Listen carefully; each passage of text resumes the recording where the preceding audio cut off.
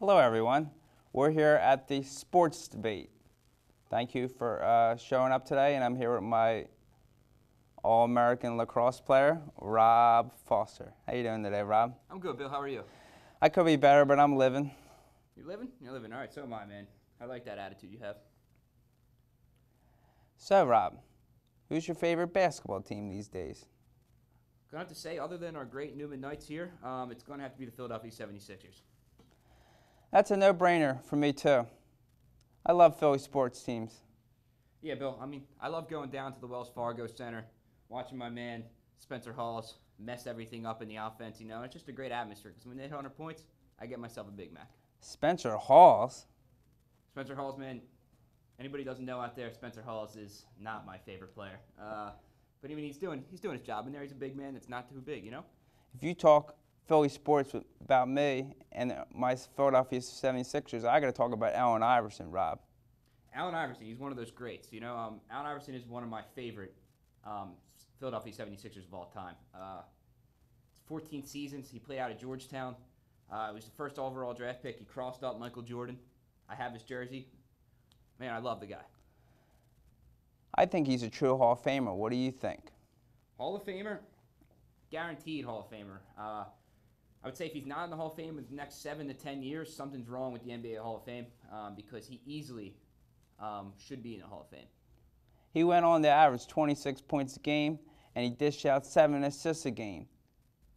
Yeah, that is a pretty amazing number, and he only is 6 foot tall and 160 pounds. Man, Bill, you got that right. He's a smooth player, and they just recently actually acknowledged him at the Sixers game, which, of course, I didn't get my ticket for some dumb reason because I wanted to get his bobblehead. And it was kind of sad seeing him in the state of mind he was in. He looked really sad and very emotional to be honored once again, even though they did it recently in the playoffs.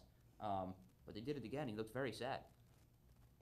Yeah, I fear Allen Iverson was the pride and soul of the organization. I would always remember the good times and the bad that he has, that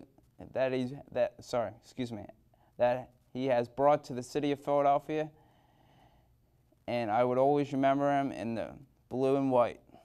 Man, Allen Iverson I think he's the icon of Philadelphia sports. There is nobody else I think of. When you even just say Philadelphia sports, I think of Allen Iverson. Sixers basketball, Allen Iverson.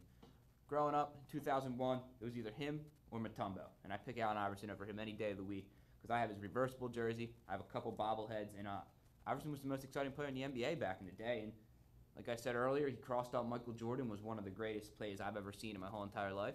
And then in the NBA Finals in 2001, he stepped over one of the Lakers players after he drained that amazing three. I can't think of any other NBA player that I think that's better or more emotional than Allen Iverson. Yeah, that NBA player that he crossed over was Tyronn Lue. And through all his struggles and all his problems with being broke and being family problems and everything, I still feel that he should be a Hall of Famer. Do you think athletes these days, especially Allen Iverson, should still be considered for the Hall of Fame, having problems being with doing drugs and having problems with family and having other occasions that gets them involved with the law? I don't think that should affect his Hall of Fame status whatsoever, Bill. What he did off the court is what he did off the court, but his numbers proven that he is a Hall of Famer. MVPs, he was just a great overall player, and 14 seasons in the NBA at a premier level. I can't see why else you would not have him in the NBA Hall of Fame. Thanks, buddy. I appreciate your time, and I'm glad we had the opportunity to talk about this topic. Thanks for having me, Bill.